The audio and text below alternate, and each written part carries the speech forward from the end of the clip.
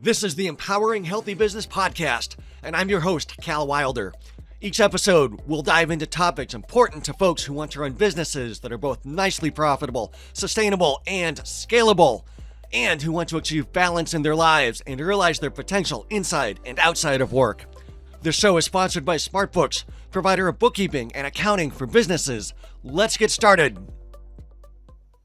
So part of running a healthy business is managing the marketing and sales process and operations. And a lot has changed in that space. And I've seen clients and other business owners kind of grapple with all the new things and, marketing automation and lead management. And I think maybe gone are the days when you expect salespeople to sit down and, send 100 personalized emails a day manually, right? And so a lot of things are changing, and I'm excited to introduce today's guest, Jason Kramer of Cultivise, who his whole business is helping clients manage those things. So welcome to the show, Jason.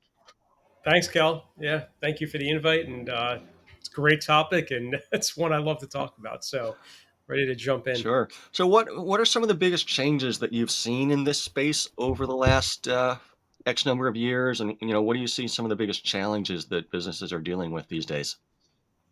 Well, I think one of the biggest things that everybody struggles with it and kind of gets, quite honestly, a little frustrated with is all the garbage they get in their inbox.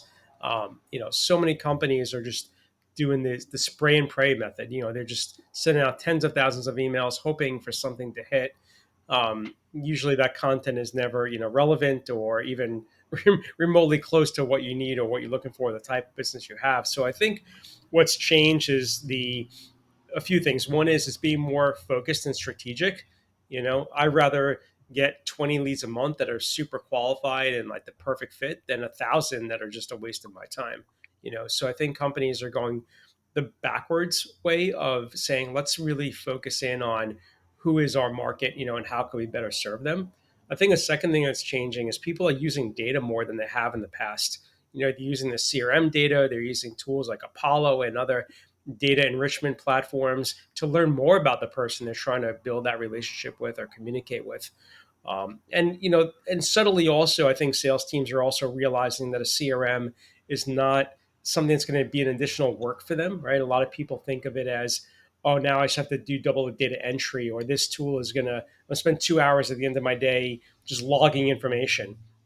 But I think the flip is really seen where they see it as, oh, wow, this is almost like a virtual sales assistant, right? This system is doing so much of the manual work for me that I used to spend hours a day or hours a week doing, right? And it's taken that off of my plate. So, you know, it's going to be interesting to see where things shift. Ask me that question another 5, 10 years. Yeah. I'm sure I'll have a completely different answer, but it's exciting to see where we're headed with it for sure. Yeah, I remember back in the early 2000s, I think literally starting in the year 2000 was my first real exposure to CRMs as I was in my first business and we were building out our sales operation. And I think we started with the gold mine product back in the day. And Yeah. it was like pulling teeth because it was literally extra work to sit down and log things into the system. And the system didn't really do much of anything for you. It was kind of a tool for your Hmm. manager to keep an eye on what you were doing. It didn't necessarily help you.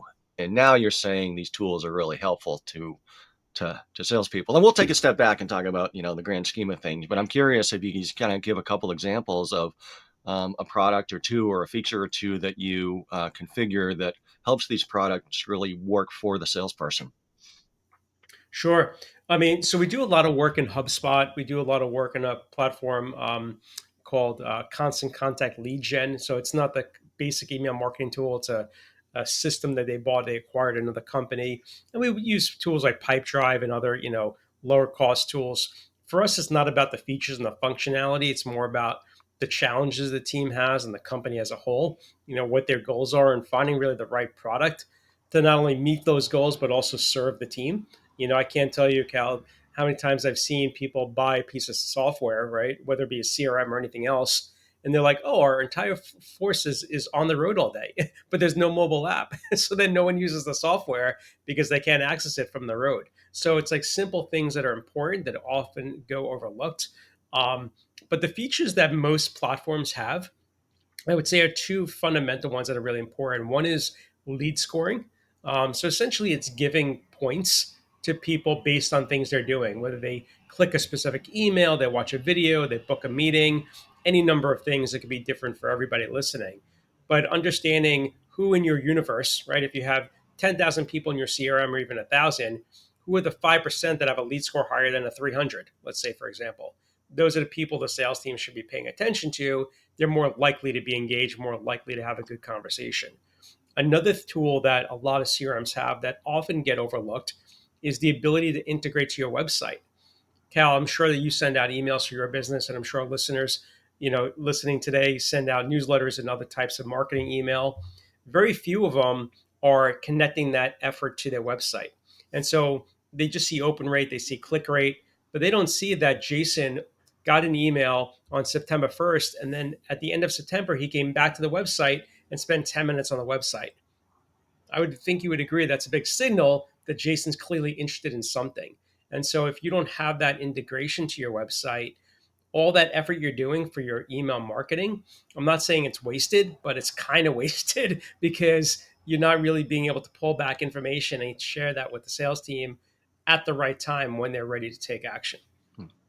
So, Jason, let's take a step back. So, Yeah, you run a business called Cultivize, that's right. and what is it that you do for a living, and how do you help businesses? So I help businesses in a few ways. I help them systemize their processes when there is inconsistent processes in place. And so what I mean by that is, Cal, if you were to get, or anybody listening today were to get a lead, the phone rings, a web lead comes in, you go to a trade show, whatever it is of how you find somebody new that enters your orbit, what do you do with that person? Do you get on the phone with them? Do you get on a Zoom call? Right? Do you send them a quote right away? What's the second thing you do? What's the third thing you do? Many businesses don't have a repeatable process, and therefore things slip through the cracks, and there's not efficiency in the way that they're selling. I help companies fix that problem. I create more strategic ways to follow up with, to also be able to create better communication through that process. For example, at Cultivize, it could take us 3 to 6 months or even a year to close a client, right? Because they may not be at the stage where they're ready to hire us just yet. So if I just say, okay, Cal, it's great talking to you in September, I'll reach back out to you like in April. And if I'm just like completely radio silence, you may have already decided that in January you're ready to move forward. And then you hired somebody else because they were in front of you. And so a big thing we do at Cultivize is help build what we call lead nurturing campaigns. It's not selling so much as it is educating people about how you can solve the problems they have, how you've done it before, case studies, examples, videos, articles, other things, just to educate them to say, when you are ready, we are the people that can help you solve that problem. And that is by far one of the biggest pieces that a lot of businesses don't do, right? Is that education piece. And the last thing that we do really well is putting all this ideas that we're talking about today in motion, right? So our role is to create the strategy on how can we leverage tools like a CRM. Maybe you have an ERP system, a quoting system, whatever tools you have for your business, or maybe you're a small business and you have nothing, and that's okay, and you're using a spreadsheet. How do we take all of that and create a blueprint, right? A plan essentially to build your house, right? We're not going to say, hey, here's some ideas, go figure out how to be an engineer and go build a 3 story house on your own. We don't expect that to happen. And we know the house would just crumble and fall, right? Our role is to not only come up with a plan to build it, but then to make sure it's actually working, to train you on how to use it, and to stay on board as a coach, accountability partner, and even a strategic partner. Because many consultants, Cal, and I'm sure you've spoken to a lot, and I'm not saying good or bad, a lot of consultants will just set something up and walk away, and they'll say, good luck, here's the keys, and they move on to the next thing. Almost all of our clients, with the fair exception of a few, we have long-standing relationships with them. We're talking to them on a weekly basis, on a monthly basis, for years on end, because we've sold them this piece of software, we've helped them build it. We want to make sure it's being used and it's working as time goes on. Yeah, And the I'd say software those. itself isn't going to solve the problem. It's the process It's not, and the you follow know, through that's going to solve the problem, right? and even if it solves it today, Cal, there's a good chance in 6 months or 12 months from now, that software is actually going to be revised because something's changed in the industries. You have new products, you hire new salespeople, you've changed a little bit about your sales process. Any number of things can change. And so it's not like printing a brochure and saying, okay, it's done, it's printed, it's over with. It's almost like a website. It's like an ongoing thing that you have to be, constantly massaging to make sure it's doing what it should be doing for you and your company. And you had a business you owned and ran prior to Cultivize, right? Tell me a little bit about that. I did. So I made the unusual switch from being a graphic designer to being a data person. So I'd gone to Syracuse University for graphic design and communication, worked for the different agencies, and then started my own agency back in 2002 and had that for 16 years. And that's how I kind of got into this business. We did a lot of email marketing, and then we got into marketing automation, and it sort of just clicked for me that the CRM thing can be a lot more than just an email tool. It really could be a radical pivot point for a business. And that's why I sold the agency to start Cultivize back in about 2018. Okay. Yeah. And so what did you learn from having your own business that you think is so applicable to how you can help other business owners now? Oh, geez, where do I start? I think that could be a 3 hour podcast on its own, right? Well, I will say this. I mean, early on, I was what they call a skillpreneur, right? It's common thing people do that you have a skill and you build a business around it. I didn't know anything about running a business. I didn't know anything about profit margins, about any of the numbers things you needed to know about building that business. So I learned, like most people do, trial and error. But what I didn't realize, and this is, again, dating myself a little bit, but you know, the access to information wasn't as widely as is available today. I didn't know there were things like business consultants, sales trainers, and all these different people that can help me learn and educate myself on how to actually build my business, scale it, and do all the things I needed to do. I had to figure it out as I went. And so it wasn't until many years into the business that I found out, oh, there are people that can help me. Let me go hire those people and see what they can bring to the table. And they're really radically transformed the business. So I would say the first piece of advice is don't be too much focused on your own ego and pride. Talk to other people, get other people's opinions, ask people for help. That's only going to help you reflect better on your business to make you think, am I doing the right thing? Am I on the right track, etc. The second thing that I think over people also overlook, and this might sound like kind of a silly one, but I think it's one of the most crucial ones, get a really good accountant. Don't try to do your own taxes. And challenge your accountant, right? And they should be a tax planner. They shouldn't just be someone that's filing your report at the end of the year. They should be planning for you, helping you set up payroll if needed. Even if it's just you as a single employee, you should be having a payroll, an official payroll, right? To be able to have those deductions. So I think that's something that people also often overlook. Because they don't maybe think it's important. They're just like a solopreneur. They don't need an accountant and a bookkeeper. It's really important. Yeah, And you're the you're, third, speaking to the choir there. yeah, there I you mean, go. Okay, you've gone down that road too. well, that's what we do for clients. So, whenever I Yeah, hear right. somebody say, "Give advice, get a good accountant," I'm like, "All right, great. That's that's what we do." Yeah, But, I yeah, think you're so right exactly. because, if you're looking to scale a business, you have to eventually ask, yourself like, can I afford to hire an employee, or what do I need to do to be able to afford to hire an employee, Hmm. or how do I avoid that surprise tax bill at the end of the year? And you're a graphic designer originally by trade. Most people who start businesses are not finance and accountants by trade. They don't know about this Hmm. stuff. It usually doesn't make it the top of their list until something blows up and goes wrong. So yeah, early on, certainly would echo the importance of getting good financial foundation in place so that you can understand basic performance metrics for the business and make business decisions according to some data and not necessarily judgment or not necessarily gut feeling or how much cash you happen to have in the bank at the time. 100%. I remember a story. I had still a really good friend of mine. He from college. He on the side he did video editing, and he got to the point where he got a little too busy to do things himself, and he had to hire somebody else to help. And he was paying somebody the exact same rate he was charging his client. So if he charged 75 an hour, he was paying them 75 an hour. And I'm like, Mike, I'm like, how are you making any money? I'm like, you have to have profit there, right? You have to make money off of this person that's working for you.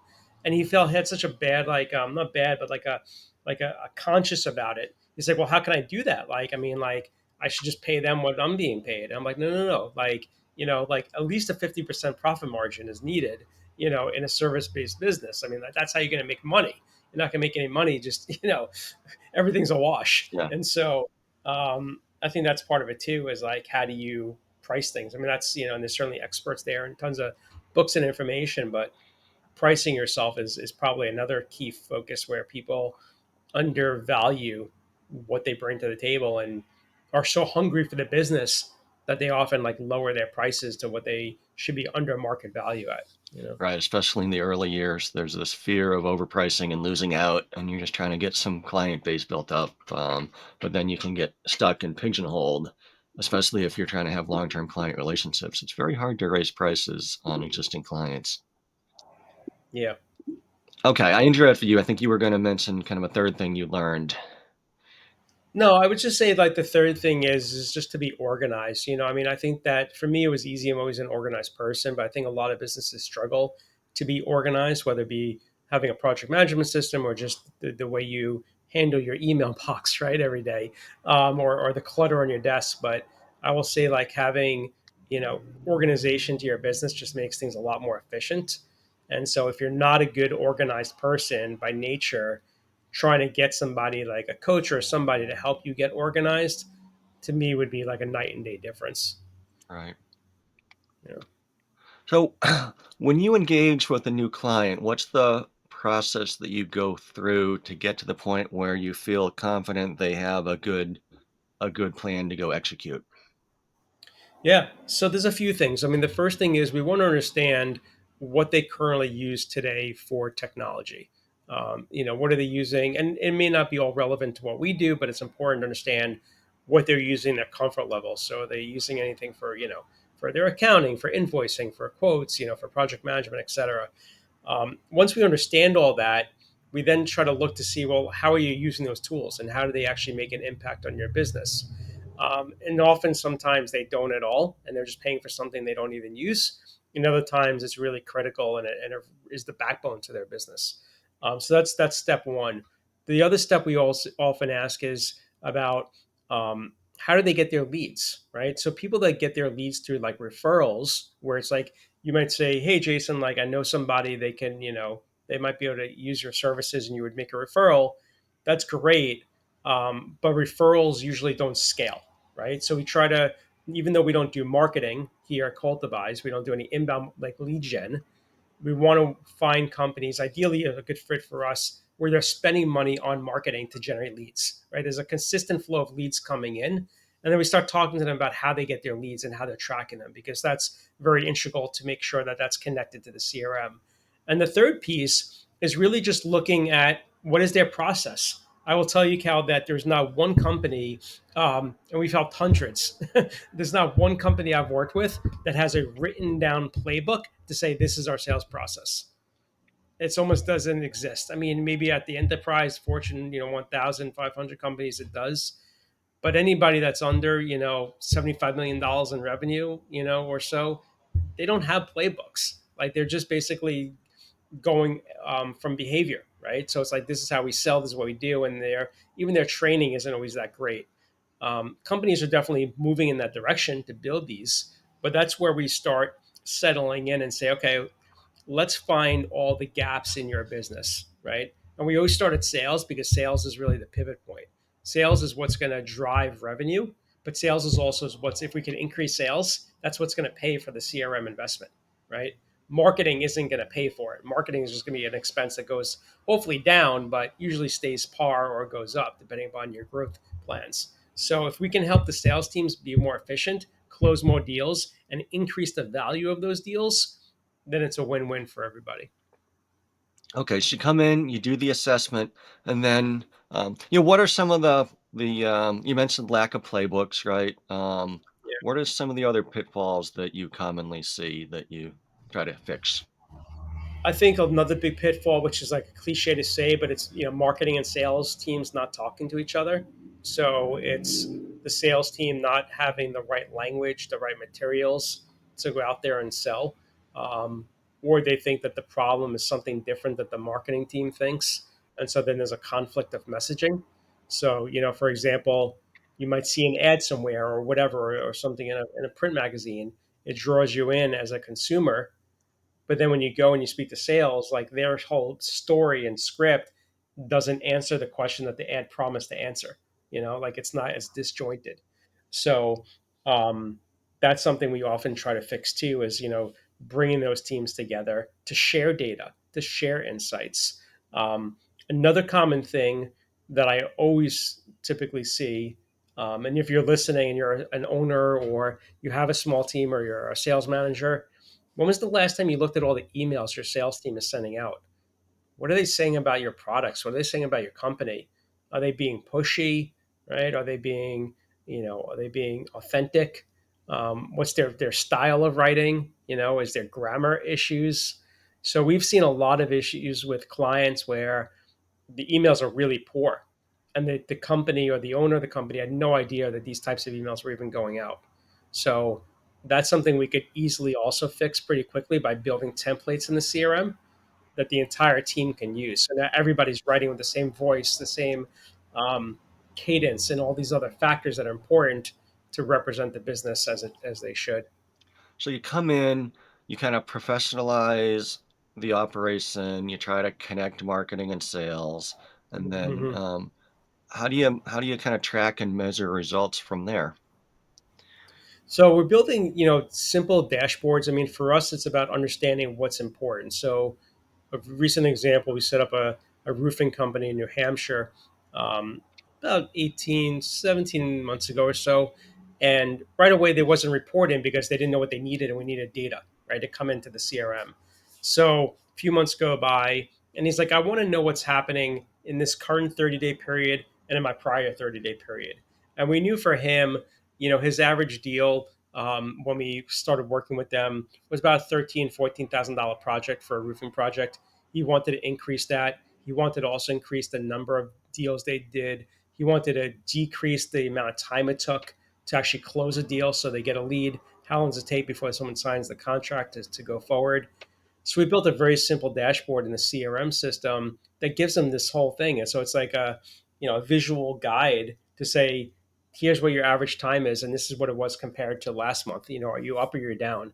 And so now he's got a visual for his whole business, right? And not only on the sales side, and this is an interesting story, Cal. So this guy was spending about $75,000 a year in marketing, and great guy, smart guy, but he was the type of person who wouldn't turn anything down when it came to marketing because he thought his competitors would sort of like take that opportunity and get the business. So when his local TV provider in his local town said, "Hey, we go charge you $1,000 a month. We'll run ads on our website and send you traffic," he's like, "Sure, let's do it."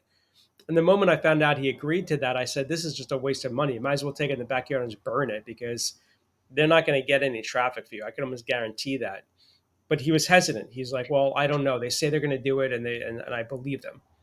And sure enough, a few months went by, and they sent not even one person to his website because we tracked it all.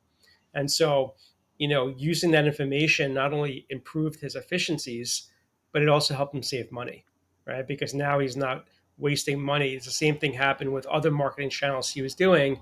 We weren't seeing any uptick. Um, Another thing too, people don't realize that can be connected, Cal, and this is, I think, important on the marketing lead gen side. If you're doing things non-digitally, lots of businesses out there are still doing direct mail. They're still doing, um, you know, they might have lawn signs, right? In their home service business, you might have trucks driving around with your name on it. You might be doing TV, radio, all these different things. And people think that can't be tracked, but it can.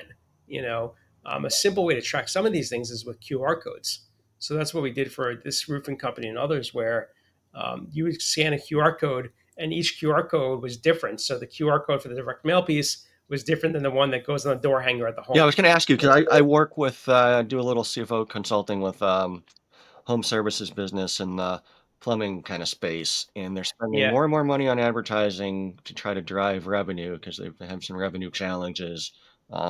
But I'm not seeing any uptick in revenue, and I'm not sure we have a good way to track it. But I'm so removed, I don't really know. But so you started to explain how you go about tracking those things. But in that kind of a situation, I think they could really benefit from trying to figure out how to really more tangibly track the different areas they're spending money on advertising. absolutely. So, I mean, one way is doing is with the QR codes. Another way is just to have consistency in.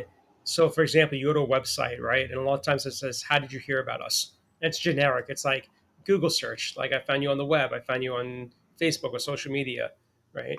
But they're not putting in all the choices. So, if you were to go to this roofing company's website, it would say, "I saw your yard sign. I saw your truck driving around. I saw you on Facebook. I saw your church bill bulletin." Right? It lists 15 different choices of all the different things they do to advertise. I heard you on the radio. I saw you on TV. So the person is more clearly able to self identify where they heard about them. And then we train the front office, which consists of three women in the front office, to say, when you answer the phone, you say, "Thank you for calling, blank roofing company. Can I ask you, how'd you hear about us?" And we created an intake form, a digital intake form. Before they worked with us, everything was on paper. So they were writing things down on paper, what kind of roof they had, what kind of house they had, their address. Now we record everything directly into the CRM, and a requirement in order to put somebody in the CRM is to Hold on, ask sorry, the we got a question. fire Sorry, going on. the noise canceling mic only works so well. Let's just say that, right? Sorry about All right. that. So what I was saying is that when the phone call comes in, they have to required to ask, "How'd you hear about us?" And on that form is all the choices of the same thing on the website. "I saw your truck. I saw your yard sign." And so that gives them very, specific detail of where all these leads are coming And from. that feeds right into the CRM, so nobody Right into the nobody has to CRM. And now we yeah. have this beautiful chart that not only says you got 15 leads from yard signs, how many of those went into the opportunity phase? How many of those were a good lead and turned into a sale, and how much revenue is generated? Or how many were not a good fit and you lost the deal? And then we could actually start qualifying the value of that marketing channel. So this might sound a little bit daunting if you've got nothing to get to that point, but how Sure. long and how much work does it really take to get from, like, a spreadsheet, system to more of an automated system like you're describing?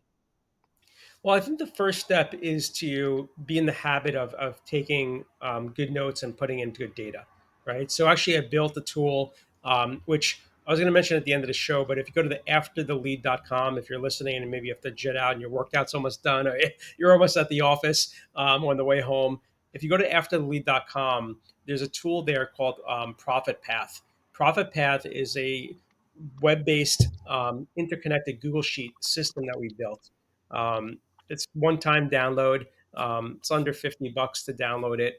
I think there's even a coupon code, if I recall, on that page there. Um, but the point is that it tracks all those things. So if you're not ready for a CRM, right, a full-on CRM, full-on automation, you could use these interconnected sheets that we built to say this is where the person came from, right? And I'll start tallying for you how many leads you got, how much you're spending on marketing, and is it upside down or the right side up.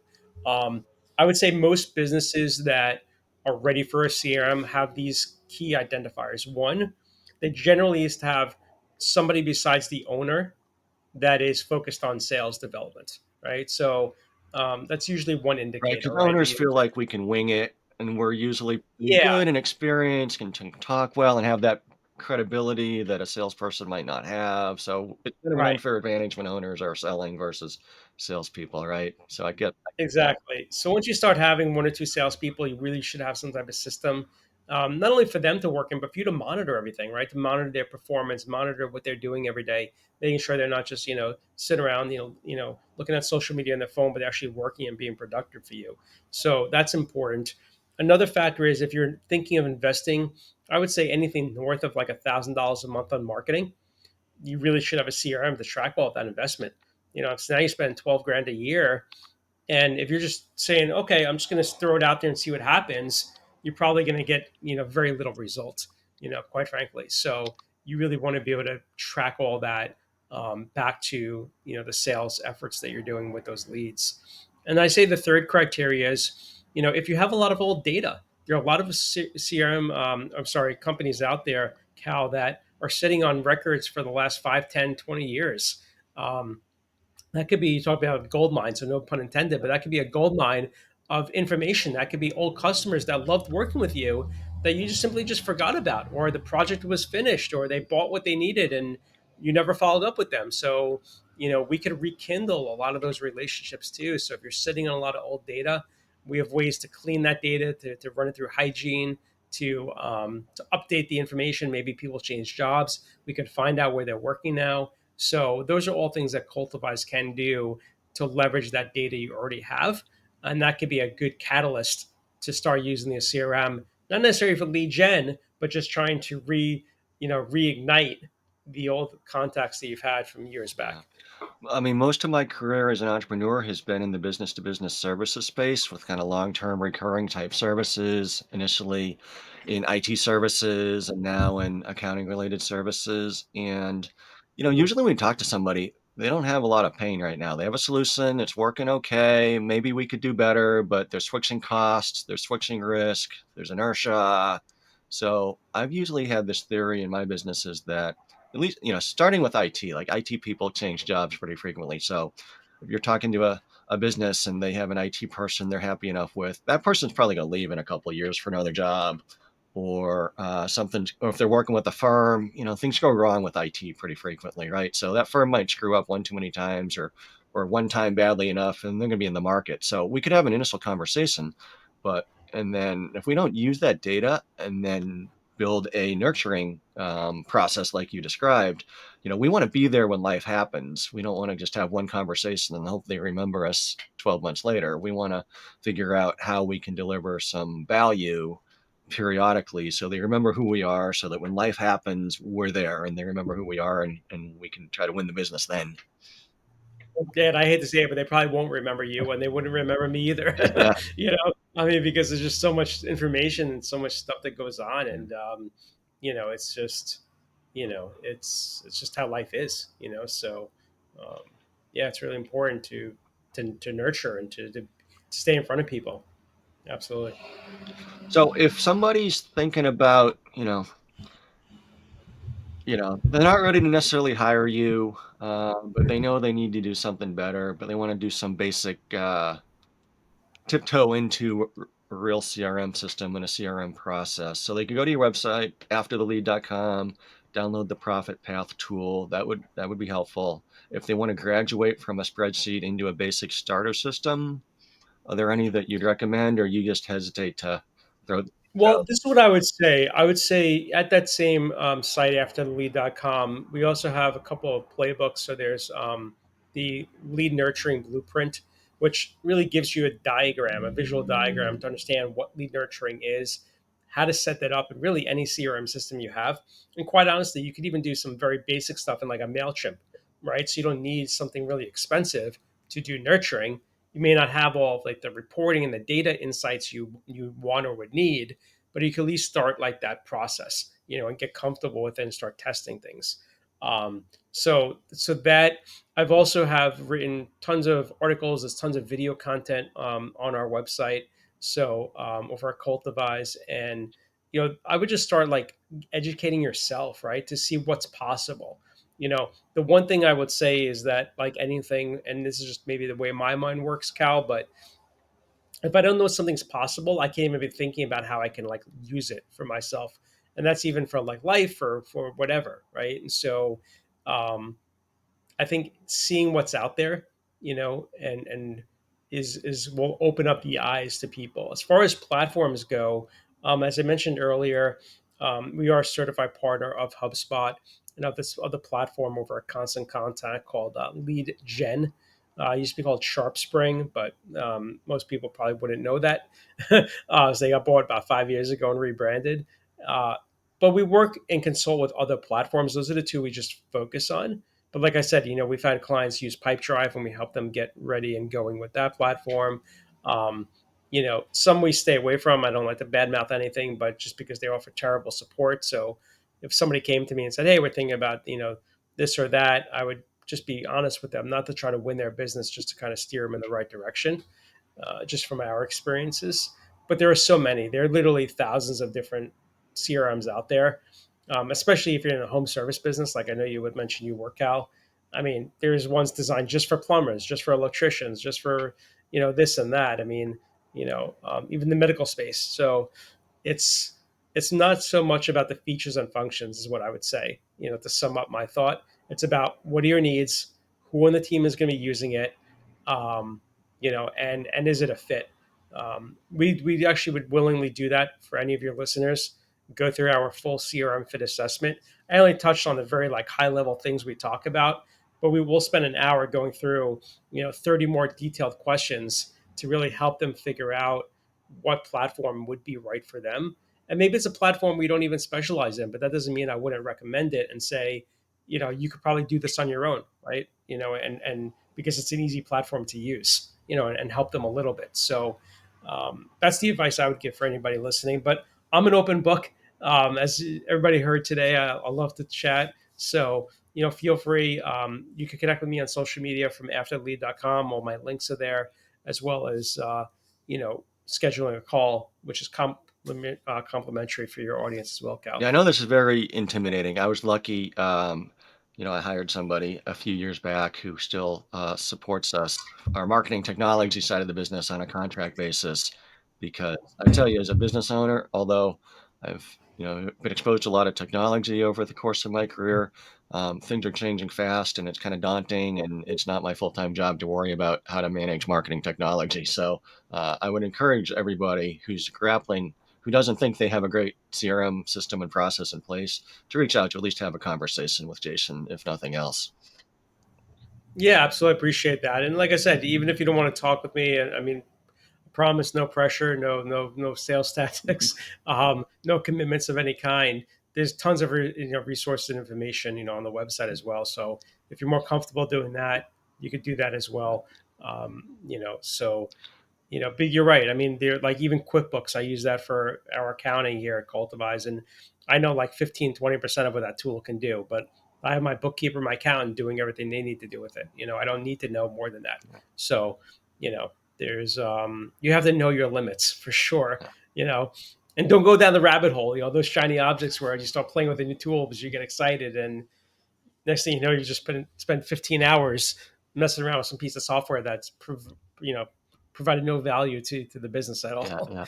But I got to ask you, is there a story behind the name Cultivize? there is.